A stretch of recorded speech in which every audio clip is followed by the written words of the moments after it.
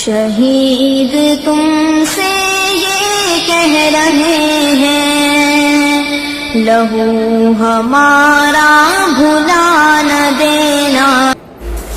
السلام علیکم ورحمۃ اللہ وبرکاتہ۔ جی معزز ناظرین، آج کے اس پروگرام میں ہم آپ کو حضرت عثمان بن عفان رضی اللہ تعالیٰ عنہ کے حوالہ سے ان کی زندگی اور ان کی خلافت، ان کی شان، فضائل، مناقب اور ان کی شہادت کے حوالہ سے مختصر وقت میں یہ تمام چیزیں آپ کے سامنے رکھنے کی کوشش کریں گے۔ حضرت عمر رضی اللہ تعالیٰ عنہ کے بعد سیدنا عثمان غنی خلیفہ مقرر ہوئے۔ آپ کے ساتھ رسول اللہ صلی اللہ علیہ وسلم کی 2 صاحبزادیوں کی شادی ہوئی، اور اس لیے آپ کو ذو نورین کے لقب سے یاد کیا جاتا تھا۔ حضرت عثمان غنی قریش کی مشہور شاخ بنو امیہ سے تعلق رکھتے تھے۔ 5ویں پشت پر آپ کا نسب رسول اللہ سے جا ملتا۔ بنو امیہ کا خاندان زمانہ جاہلیت سے نہایت معزز اور مقتدر چلا آ رہا تھا، اور حضرت عثمان غنی ہجرت نبوی کے 47 سال قبل پیدا ہوئے۔ معاش کا ذریعہ تجارت تھا، اور قریش کے دولت مند ترین لوگوں میں آپ کا شمار ہوتا تھا۔ اپنی ثروت کی وجہ سے غنی کے لقب سے یاد کیے جاتے تھے۔ آپ کا 34واں سال تھا کہ اسلام کا ظہور ہوا۔ حضرت صدیق اکبر رضی اللہ تعالی عنہ سے حضرت عثمان کے نہایت گہرے تعلقات اور روابط تھے، اور حضرت صدیق اکبر کی تبلیغ سے انہیں اسلام کی طرف میل کیا، اور آپ کی جو محبت حضرت صدیق سے تھی اور آپ نے جو تبلیغ کی حضرت عثمان غنی رضی اللہ تعالیٰ عنہ کو، تو آپ اسلام کی طرف میل ہوئے۔ رسول اللہ صلی اللہ علیہ وسلم کے دست حق پرست پر مشرف با اسلام ہوئے۔ حضرت عثمان غنی رضی اللہ تعالیٰ عنہ کے چند ایک فضائل آپ کے سامنے بیان کیے جاتے ہیں۔ حضرت عثمان غنی رضی اللہ تعالیٰ عنہ کے بارے میں اللہ کا قرآن فرماتا ہے کہ انتہا درجے کے نرم اور رقیق القلب انسان تھے، رحماء بینہم، انتہائی شفقت اور نرم گو انسان تھے۔ آپ کی شان میں پہلی حدیث، حضرت ابو موسیٰ اشعری رضی اللہ تعالیٰ عنہ فرماتے ہیں، رسول اللہ صلی اللہ علیہ وسلم مدینہ کے باغوں میں سے کسی ایک باغ میں داخل ہو گئے اور مجھے حکم دیا بحفظ باب الحائط، باغ کے دروازے کی حفاظت کا، کسی کو اندر داخل نہ ہونے دینا۔ اللہ کے رسول علیہ السلام کے حکم کے مطابق حضرت ابو موسیٰ اشعری رضی اللہ تعالی عنہ دروازے کے اوپر کھڑ گئے اور نگرانی کرنے لگے۔ دروازے پر دستک ہوئی، اللہ کے نبی کو بتایا گیا کہ دروازے پر حضرت صدیق آئے ہیں۔ آپ نے فرمایا اذن لہ وبشرہ بالجنہ، ان کے لیے دروازہ بھی کھول دو، ان کو جنت کی بشارت دو۔ ثم جاء عمر آخر یستأذن، ایک دوسرے شخص ہے، انہوں نے اندر آنے کی اجازت طلب کی۔ آپ نے یہی الفاظ فرمائے، ان کو اجازت دے دو، وبشرہ بالجنہ، اور ساتھ جنت کی بشارت بھی دے دو۔ فإذا هو عمر، وہ حضرت عمر فاروق رضی اللہ تعالیٰ عنہ تھے۔ ثم جاء آخر، پھر ایک اور آدمی آئے، یستأذن، اور وہ اندر آنے کی اجازت طلب کر رہے تھے۔ تو اللہ کے نبی نے فرمایا اذن لہ وبشر بالجنہ علی بلوى تصیبہ، آپ جا کے ان کے لیے دروازہ کھولیں، ان کو جنت کی بشارت دیں، اور انہیں یہ بتا دیں کہ انہیں آزمائش سے گزرنے کے بعد ان کو جنت اللہ تعالیٰ عطا فرمائے گا، دنیا کے اندر ان کو آزمائش سے دوچار ہونا پڑے گا۔ تو جب دروازہ کھولا گیا تو سامنے حضرت عثمان بن عفان رضی اللہ تعالیٰ عنہ موجود تھے۔ دنیا کے اندر اللہ تعالیٰ کے رسول نے آپ کو اس چیز کی خبر دی تھی کہ آپ کو ایک بہت بڑی آزمائش سے، بلوے سے آپ کو دوچار ہونا پڑے گا۔ آپ کی شان میں دوسری حدیث، سعید النبی احدا ومعه ابو بکر وعمر وعثمان فرجف اسکن احد، اللہ کے نبی علیہ السلام حضرت صدیق، حضرت عمر فاروق، حضرت عثمان غنی رضی اللہ عنہم احد پہاڑ پر چڑھے اور وہ کانپنے لگا، حرکت کرنے لگا۔ آپ نے اپنا پیر مارا اس کو اور کہا کہ اے احد اسبت احد علیکا نبی و صدیق و شہیدان، تیرے اوپر ایک نبی ہے اور ایک صدیق ہے اور 2 شہید ہیں۔ حضرت عثمان غنی وہ ہیں جن کو اللہ کے نبی اپنی زندگی میں شہادت کی خوشخبری سنا گئے تھے۔ حضرت عثمان غنی شرم و حیا کے عظیم پیکر انسان تھے۔ اللہ کے نبی فرمایا کرتے تھے الا استحیی من رجل تستحیی منہ الملائکہ، میں اس انسان سے، اس آدمی سے شرم کیوں نہ کروں، اس آدمی سے حیا کیوں نہ کروں جس سے ملائکہ حیا کرتے ہیں۔ اور اسی طرح ایک اور حدیث کے اندر ہے، اللہ کے نبی علیہ السلام اپنے گھر میں تشریف فرما ہیں، حضرت صدیق اکبر آئے، حضرت عمر فاروق آئے، اللہ کے نبی اپنی اسی حالت میں سوئے رہے، جیسے کپڑے تھے ویسے رہے، لیکن جب حضرت عثمان غنی نے اندر آنے کی اجازت طلب کی، آپ فوراً کھڑے ہو کر سیدھے ہو کر بیٹھ گئے۔ جب آپ آئے، آپ نے بات چیت کی، گفتگو کی، واپس چلے گئے۔ اماں جی عائشہ جو اس موقع پر موجود تھی فرماتی ہیں یا رسول اللہ، پہلے 2 صحابی آئے، آپ اس طرح کھڑے ہو کر نہیں بیٹھے، سیدھے نہیں ہوئے، اپنے کپڑے درست نہیں کیے، لیکن عثمان کی آمد پر آپ سیدھے ہو کر بیٹھے، اپنے کپڑوں کو درست کیا، آخر اس کی وجہ کیا تھی؟ آپ نے فرمایا، صحیح مسلم کے الفاظ ہیں کہ ان عثمان رجل حیی، میرا عثمان حیی بہت حیادار ہے، وانی خشیت ان آذنت له علی ذلک الحال، اور میں اسی حالت پر ہی اپنے عثمان کو اجازت دے دیتا، لئلا یبلغ الی فی حاجتی، اگر میں اسی حالت میں عثمان کو اجازت دے دیتا وہ اپنی حاجت نہ بیان کر سکتے، تو میرا عثمان بڑا حیادار ہے۔ اور اسی طرح ایک اور حدیث میں، صحیح درجے کی حدیث ہے سنن ابن ماجہ میں کہ ان القبر اول منازل الآخرہ، اللہ کے نبی کا یہ فرمان جب سنتے کہ قبر منازل آخرت کی منازل میں سے پہلی منزل ہے، اتنا روتے کہ آپ کی داڑھی مبارک جو ہے یہ تر ہو جاتی۔ حضرت عثمان غنی رضی اللہ تعالی عنہ وہ عظیم انسان ہیں، جب اللہ کے نبی علیہ السلام مکہ سے مدینہ میں تشریف لائے، صحیح بخاری میں حدیث ہے کہ مسلمانوں کے لیے میٹھے پانی کا کوئی کنواں نہیں تھا۔ آپ نے یہ اعلان فرمایا اور جنت کی خوشخبری دیتے ہوئے یوں الفاظ فرمائے، من یحفر بئر رومۃ فلہ الجنہ، جو بئر روما کنواں خرید کر لوگوں کے لیے عام کر دے گا اس کے لیے جنت کی بشارت ہے۔ فحفرھا عثمان، تو حضرت عثمان غنی رضی اللہ تعالیٰ عنہ نے خرید کر اسے عام کر دیا تھا۔ صحیح بخاری کے اندر یہ فرمان رسول موجود ہے۔ اور اسی طرح ایک اور حدیث ملاحظہ فرمائیں، رسول اللہ صلی اللہ علیہ وسلم بیٹھے ہیں اور آپ علیہ السلام نے ارشاد فرمایا، یہ حدیث بھی صحیح بخاری میں ہے، آپ نے فرمایا کہ من جہز جیش العسرۃ فلہ الجنہ فجہزہ عثمان، رواہ البخاری، لوگوں جو غزوہ تبوک کے لیے مجھے مال جمع کروائے گا اس انسان کے لیے میں جنت کی بشارت دیتا ہوں۔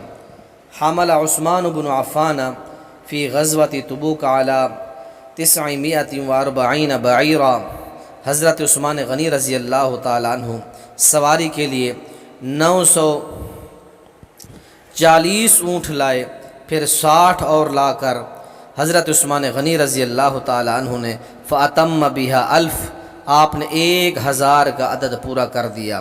1000 اونٹ مع ساز و سامان حضرت عثمان غنی رضی اللہ تعالیٰ عنہ نے غزوہ تبوک کی جنگ کی ادائیگی کے لیے کفار کے خلاف آپ نے جمع کرایا، اور آپ کے پاس اور بھی کوئی سکے سونے کے بھی لائے، تو آپ نے اس موقع پر فرمایا تھا ما ضر عثمان ما عمل بعد اليوم مرتن، آپ نے یہ 2 مرتبہ الفاظ فرمائے، آج کے بعد عثمان جو عمل کرے گا اس کو کوئی نقصان نہیں ہے، اگر آج کے بعد عثمان کوئی عمل بھی نہ کرے تو اسے کوئی نقصان نہیں ہے۔ یہ شان، یہ فضیلت، یہ الفاظ اللہ کے نبی نے تاریخ صحابہ میں، جماعت صحابہ و اہل بیت میں کسی انسان کے لیے یہ لفظ نہیں فرمائے ما ضر عثمان ما عمل بعد اليوم۔ اگر یہ الفاظ آپ نے کسی کی شان میں بیان فرمائے ہیں تو حضرت عثمان غنی رضی اللہ تعالی عنہ ہیں۔ اور اسی طرح اللہ کے نبی علیہ السلام نے حضرت عثمان غنی کو وصیت کی تھی۔ جامع ترمذی کے اندر حدیث ہے، یا عثمان انہ لعل اللہ یقمصک قمیصا فإن ارادک علی خلعہ فلا تخلع لہ۔ اے عثمان، اللہ تجھے خلافت کی قمیص پہنائے گا، اور منافق ارادہ کریں گے کہ وہ قمیص اتار، لیکن عثمان تو نے وہ قمیص نہیں اتارنی۔ یہ رسول اللہ صلی اللہ علیہ وسلم نے آپ سے الفاظ فرمائے تھے، اور ایک حدیث میں تو الفاظ واضح ہیں، ان اللہ تعالی یقمصک قمیصا من بعد فإن ارادک المنافقون علی خلعہ فلا تخلع لہ حتی تلقانی۔ تاریخ مدینہ کے اندر یہ حدیث، یہ آپ کا فرمان ذیشان موجود ہے، مسند احمد کے اندر بھی موجود ہے کہ اے میرا عثمان، منافق تیری اس قمیص کو، خلافت کو تو اس سے چھیننے کی کوشش کریں گے، تو نے اس کو ہرگز نہیں چھوڑنا یہاں تک کہ تو مجھے آ ملے۔ اور اسی طرح فضائل صحابہ علی احمد ابن حنبل اور جامع ترمذی کے اندر یہ حدیث موجود ہے، اللہ کے نبی فوراً اچانک ادعو الی بعض اصحابی، یہ الفاظ بیان فرماتے ہیں۔ آپ نے فرمایا میرے بعض صحابہ میں سے کسی کو بلاؤ۔ ہم نے کہا عمر، حضرت ابوبکر کو؟ فرمایا نہیں۔ حضرت عمر کو یا علی کو؟ آپ نے فرمایا نہیں۔ جب ہم نے حضرت عثمان کا نام لیا، آپ نے فرمایا ہاں ان کو بلاؤ۔ جب وہ آ گئے تو آپ نے مجھے کہا اے عائشہ ادھر سے چلی جاؤ۔ پھر آپ حضرت عثمان غنی سے سرگوشیاں کرنے لگے، حضرت عثمان کا رنگ تبدیل ہونے لگا۔ راوی جو ہے مسلمہ کہتے ہیں، حضرت عثمان کو جس دن محصور کر دیا گیا، ہم نے کہا لڑائی کیوں نہیں کرتے؟ فرمایا کہ ان رسول اللہ عہد الی عہدا وانی صابر نفسی علیہ، میں نے اللہ کے نبی سے ایک عہد کیا ہے، میں اس عہد کو نبھاؤں گا، میں اپنے آپ پر آنے والی تکالیف پر صبر کروں گا، میں کوئی جنگ نہیں کروں گا۔ حضرت زبیر اور دیگر صحابہ حضرت عثمان غنی رضی اللہ تعالیٰ عنہ کو بار بار یہ فرما رہے تھے کہ حضرت لوگوں نے مدینہ کا سکون، مدینہ کا جو ہے ماحول خراب کر دیا ہے، آپ کیوں نہیں ان لوگوں کے خلاف کوئی کارروائی کرتے؟ آپ نے فرمایا میں رسول اللہ کے شہر کو میں خون آلود نہیں کرنا چاہتا، میں آنے والی تکالیف کو برداشت کروں گا، اگر وہ آنے والی ہے ہم جتنا زور لگا لیں اس مصیبت اور تکلیف سے ہم نہیں بچ سکتے۔ حضرت عثمان غنی رضی اللہ تعالیٰ عنہ وہ نرم مزاج، نرم گوشہ انسان تھے، ہمیشہ نرمی والی اور ہمیشہ اصلاح والی بات کرنے والے تھے، تشدد سے، اشتعال انگیز سے اور ہر قسم کی تفریق سے آپ دور رہنا چاہتے تھے۔ آپ کو جب کہا گیا کہ چند یہ باغی مصری سبائی یہودی آئے ہیں، حکم دے ان کو قتل کر دیا جائے، فرمایا کہ میں کسی مسلمان کے خلاف قتل کا فتویٰ یا قتل کا حکم نہیں دے سکتا، میں کسی کو قتل نہیں کروا سکتا۔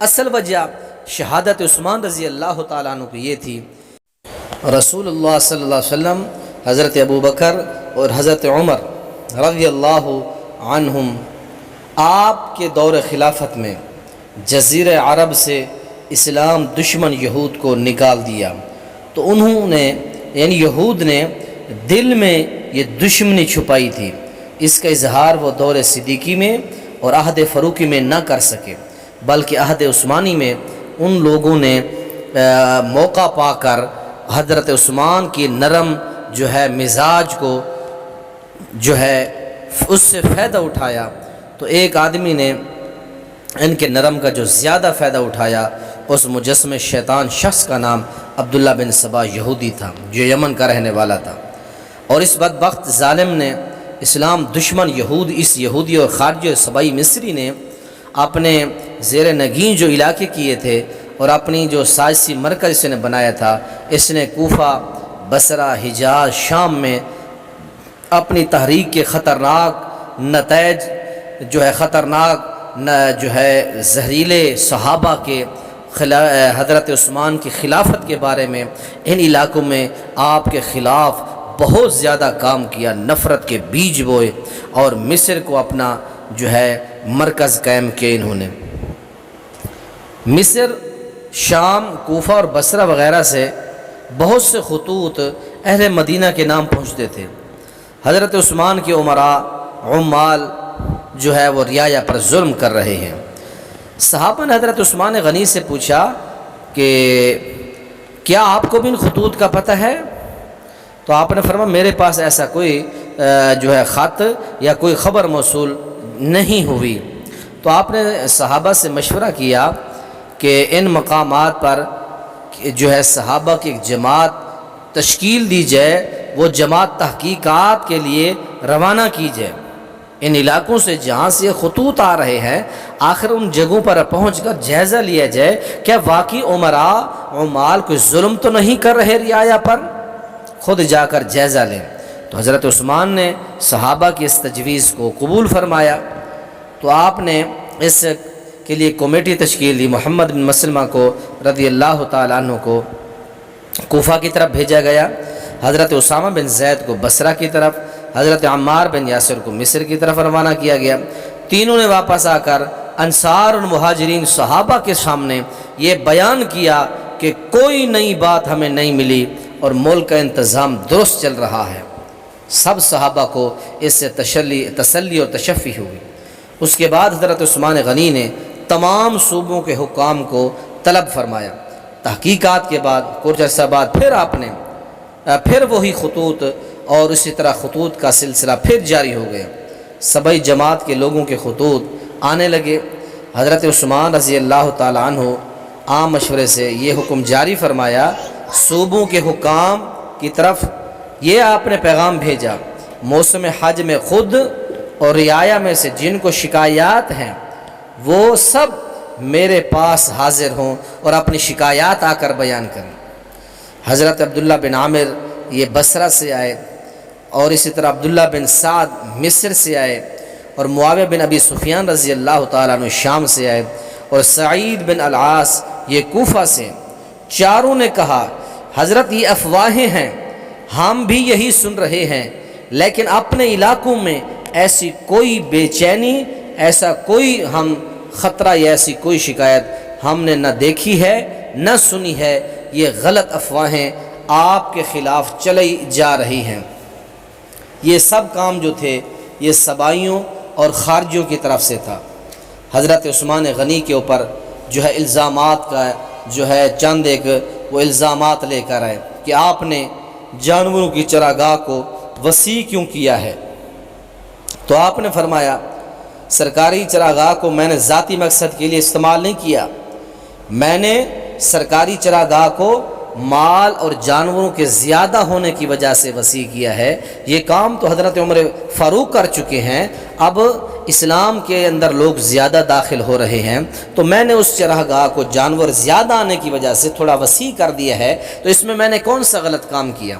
تو ان خارجیوں نے قرآن کھولا، سورہ یونس کی آیت کھولی کہ اس میں اللہ فرماتے ہیں کہ تم نے اپنے لیے جو چیزیں حلال کر دیں، قل ارأیتم ما انزل اللہ لکم، تم کو کس نے حکم دیا کہ تم بعض چیزوں کو حلال قرار دیتے ہو اور بعض چیزوں کو حرام قرار دیتے ہو؟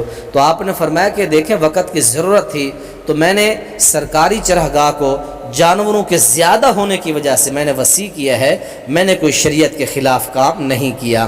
حضرت علی یہ سارے سبائیوں کے اعتراضات سن کر حضرت علی رضی اللہ تعالیٰ عنہ حضرت عثمان کی طرف سے وکالت میں آئے، اور آپ نے حضرت عثمان کے اوپر کیے جانے والے تمام قسم کے وہی اعتراضات کے جواب حضرت علی المرتضیٰ نے دیے، اور حضرت علی کے سامنے جو اعتراضات پیش کیے گئے حضرت عثمان پر وہ سب آپ نے مسترد کر کے حضرت عثمان غنی رضی اللہ تعالیٰ عنہ کو، ذات کو، آپ کی شخصیت کو آپ نے مبرہ اور پاکیزہ قرار دیا، اور باغیوں کو شر پسند اور باغیوں کو جو ہے غلط ثابت قرار دینے والے حضرت علی المرتضیٰ رضی اللہ تعالیٰ عنہ کو الغرض باغیوں کی جو ہے یہ سورش اور یہ اسلام کے خلاف خلیفہ ثالث حضرت عثمان غنی کے خلاف یہ سازش بڑھتی گئی۔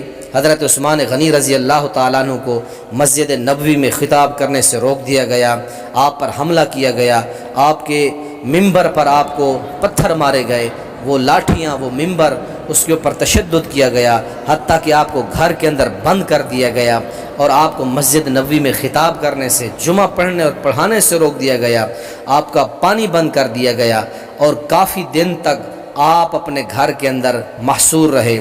کچھ دنوں کے بعد حضرت عثمان غنی رضی اللہ تعالیٰ عنہ اپنے مکان کی چھت سے سر نکال کر ان باغیوں سے چند سوال کرتے ہیں، اے باغیوں کیا مجھے بشارتیں نہیں ہیں؟ اللہ کے نبی نے جب کہا تھا کہ من یشتری هذه البقعة من خالص مالی فیکون فیہا کالمسلمین وَلَهُ خَيْرٌ مِّنْهَا مِنَ فِی الْجَنَّةِ، کیا تم کو پتہ نہیں ہے؟ اللہ کے نبی جب آئے مسجد نبی کے لیے جگہ نہیں تھی، آپ نے فرمایا جو خالص مال سے جگہ خرید کر دے، میں اللہ کا نبی اس کو جنت کی بشارت دیتا ہوں۔ وہ میں تھا جس نے مسجد نبوی کی جگہ خریدی تھی۔ اے ظالموں تمہیں یہ پتہ نہیں ہے بیر روما کنویں کی جب خریداری کا مسئلہ آیا تھا، اللہ کے نبی جب مدینے میں آئے تھے، مسلمانوں کے لیے پانی پینے کا نہیں تھا، تو آپ نے فرمایا تھا کہ میں یحفر بیر رومۃ فلہ الجنہ فانتم تمنعونی ان اشرب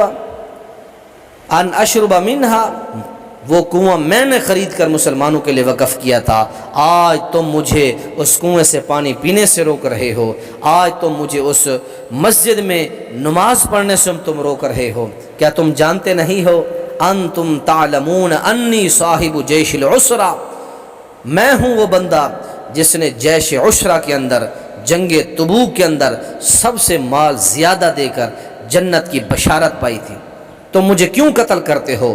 قتل تو 3 وجہ سے کیا جاتا ہے، بندہ کسی کو قتل کر دے، اس کے بدلے میں اس کو قتل کیا جائے، یا بندہ شادی شدہ زنا کرے اس وقت اس کو قتل کیا جاتا ہے، یا وہ مرتد ہو جائے اس وقت اس کو قتل کیا جاتا ہے۔ میں نے تو یہ تینوں کام نہیں کیے، مجھے کس لیے قتل کیا جا رہا ہے؟ الغرض 40 دن گزر گئے، حضرت عثمان غنی رضی اللہ تعالیٰ عنہ، صبح کا وقت ہے، جمعہ کا دن ہے، صبح کی نماز سے فارغ ہوئے قرآن پاک کھولا، تلاوت شروع کی، پڑھتے جا رہے الف لام میم ھدی للمتقین، پڑھتے پڑھتے سو گئے۔ بیوی نیلہ آئی اور انہوں نے آپ کو جگایا اور آپ اٹھ کے بیٹھ گئے اور کہا کہ مجھے کوئی کپڑے وغیرہ دے دیں۔ آپ نے کپڑوں کا سوٹ پہنا اور کہا کہ نبی مکرم کی سنت ہے جمعے والے دن سفید لباس، خوشبو وغیرہ لگانا۔